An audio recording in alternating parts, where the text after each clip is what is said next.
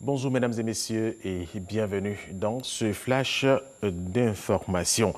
Plusieurs candidats sont en lice pour les élections municipales et régionales du 13 octobre ici en Côte d'Ivoire. La campagne a commencé hier vendredi. Les équipes de la RTI sont sur le terrain dans toutes les régions du pays pour la couverture de ces campagnes pour les élections municipales et régionales. La Côte d'Ivoire a été bien représentée jeudi dernier à la tribune des Nations Unies par le vice-président ivoirien Daniel Cap-Blondin qui a fidèlement traduit la vision du président de la République Alassane Ouattara. Le nombre de défis, qu'ils soient sécuritaires ou humanitaires, ont été évoqués par le vice-président ivoirien qui a appelé à une réforme du Conseil de sécurité de l'ONU. Un code de bonne conduite pour garantir la transparence et l'équité dans la gestion des stocks au niveau de la réserve de sécurité alimentaire dans l'espace CEDEAO a été mis en place au Mali en juillet dernier. Des experts de la CEDEAO sont à Abidjan pour valider ce code. On en parle avec Noël Nyagno Sakalo.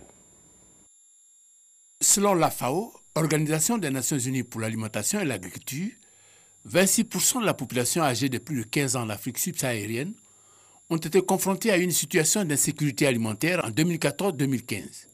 Récemment, au Nigeria, au Burkina Faso, au Niger, on a noté des cas d'insécurité alimentaire. D'abord, le Nigeria, en août 2017, la Commission a pu intervenir en mettant à la disposition de l'État fédéral du Nigeria 1130 tonnes de céréales. Ensuite, cette année, en août passé, nous avons, avec la situation difficile que connaissent certains de nos États, notamment le Burkina, le Niger et le Sénégal, le Cap-Vert, le comité de gestion de la réserve s'est réuni et a décidé d'accompagner également ces pays à travers des stocks de la réserve. Ainsi, 6525 tonnes de céréales ont été mises à la disposition pour les populations du Niger sous forme de prêts. Et de même, 4003 tonnes de céréales ont été mises à la disposition du Burkina Faso également. En Côte d'Ivoire, par contre, il est constaté une réduction de l'insécurité alimentaire due à la mise en œuvre du PENIA, Programme d'investissement agricole de première génération. Depuis 2012, la Côte d'Ivoire a renoué avec le programme Kekino.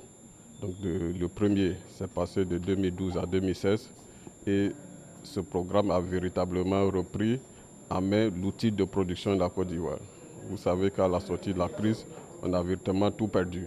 Donc il y a eu un programme de renforcement d'équipements agricoles, de production de semences certifiées de qualité, donc ce qui a fait que toutes nos productions ont augmenté.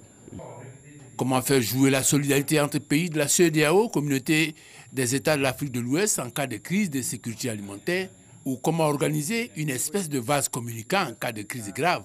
Les chefs d'État des pays membres de la CEDEAO ont mis en place l'Agence régionale pour l'agriculture et l'alimentation ARA en 2013.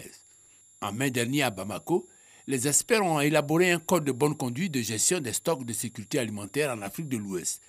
5 mois après, ces derniers sont à Abidjan pour valider l'étude de capitalisation des bonnes pratiques de gestion des stocks, avec en plus la volonté de recherche de financement par les États eux-mêmes. Pour que les États puissent contribuer vraiment à la constitution même de la réserve régionale.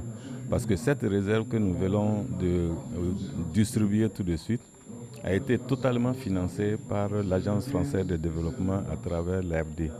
Et là, il faut dire que c'est toujours les partenaires qui ont payé. Il faut que les États y pensent et y mettent la main dans la poche pour que la réserve soit vraiment un produit totalement régional et sous-régional, notamment africain.